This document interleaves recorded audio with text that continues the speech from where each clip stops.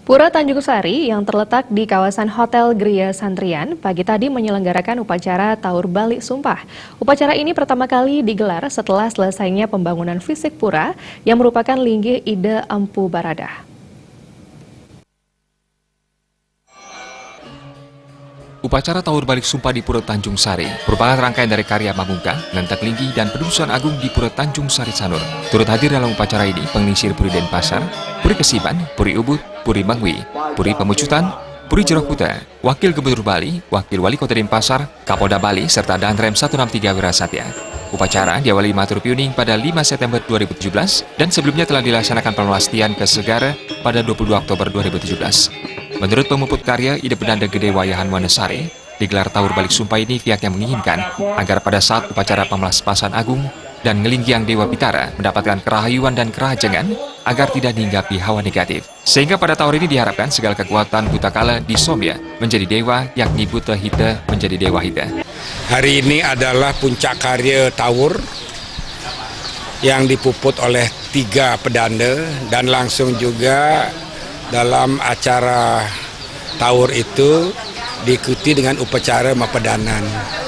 Nah, dalam upacara Taur ini jelas kita umat Hindu khususnya di Bali menginginkan agar upacara Pemelapas Agung, Ngelinggiang Dewa Pitara, Betara Dwi ini sami mangdar hayu rahajang tan wenten sane nyantulen.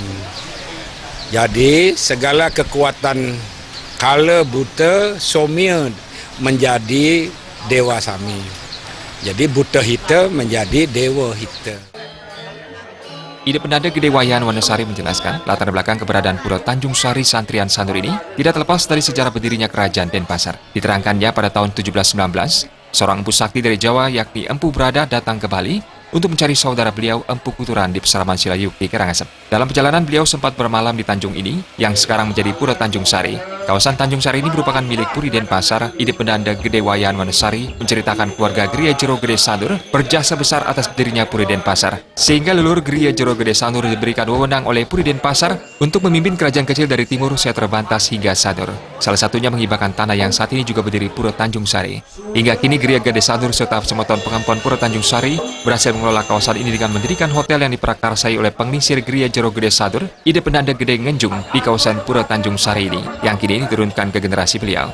Keberadaan Hotel Gria Santrian dan yang lainnya hingga kini dapat memberikan manfaat bagi masyarakat sekitar dengan memberikan lapangan pekerjaan. Beliau juga mengatakan, Gria Jero Gede Sanur memiliki bagian integral dengan masyarakat sekitar, diantaranya Banjar Batanpo, Banjar Pekandalan, Banjar Belong, Banjar Buruan, serta sebagian di Banjar Tegal Asah. Pada tahun 1719, datanglah seorang Purohita, seorang empu yang maha sakti dari Jawa bernama Empu Brada. Datang ke Bali ingin sowan mendatangi saudara beliau, tidak lain adalah Empu Kuturan yang bersemayam tinggal di Peseraman Silayukti, Karangasem, Padang Bae.